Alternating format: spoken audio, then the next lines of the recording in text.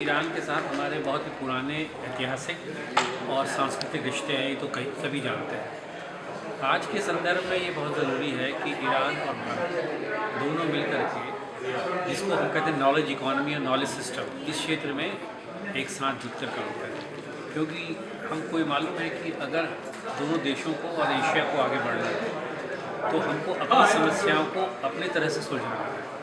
बाहर की ज्ञान से, बाहर की नॉलेज से हम अपनी समस्याओं को नहीं सुलझा सकते। ये भी सच है कि हम दोनों के पास इंडिजिनस नॉलेज सिस्टम बहुत पुराना है, बल्कि हमारे नॉलेज सिस्टम में हमने एक ज़माने में शेयर भी करते रहे।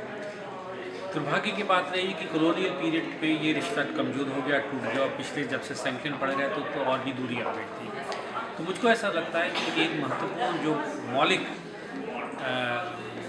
संबंधों में सुधार होने का प्रभाव पड़ना चाहिए, वो research and development knowledge system को डेवलप करना। इसके अतिरिक्त ये तो हम सभी जानते हैं कि ईरान के पास ऊर्जा के साधन हैं, ऑयल एंड गैस है। ईरान ऑयल एंड गैस का पूरा फ़ायदा नहीं उठा पाया था सैंक्शन की वजह से।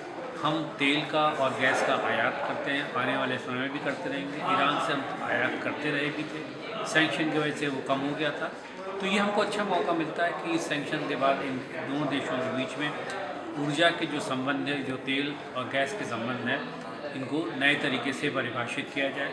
हम ऐसी कल्पना कर सकते हैं कि ईरान हिंदुस्तान में रिफाइनरीज़ में इन्वेस्टमेंट करे और उन रिफाइनरी में जो तेल आए वो ईरान से आए, तो एक तरह से ईरान की तेल की एक्सपोर्ट की गारंटी हो जाएगी और हिंदुस्तान को एक अपने वैल्यू एडिशन के साथ प्रोडक्ट बन जाएंगे। यहाँ पर मैं ये भी आपको बताना चाहूँगा कि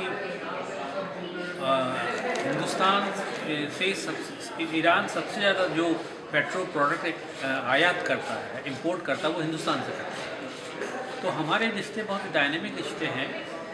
जो सैंक्शन की वजह से कुछ ठहराव आ गया था, उनमें कुछ रुकावटें आ गई। मुझको ऐसा लगता है कि अब जो नई शुरुआत हुई है, इस नई शुरुआत में दोनों देश की जो लीडरशिप है वो एक लॉन्ग टर्म, मिड टर्म और शॉर्ट टर्म पर्सपेक्टिव को लेकर के हम योजनाएं बनाएंगे, जिसमें तेल से लेकर के, हेल्थ केयर से लेकर के, एविएशन से लेकर के, मैन्युफैक्चरिंग तक लेकर के, और फाइनली एजुकेशन सेक्टर को लेकर के, ये तमाम ऐसे है।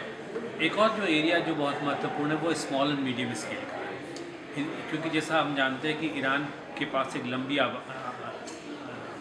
डेमोग्राफी है और उसमें जो यंग पॉपुलेशन है उसको रोज़गार के साधनों की ज़रूरत है।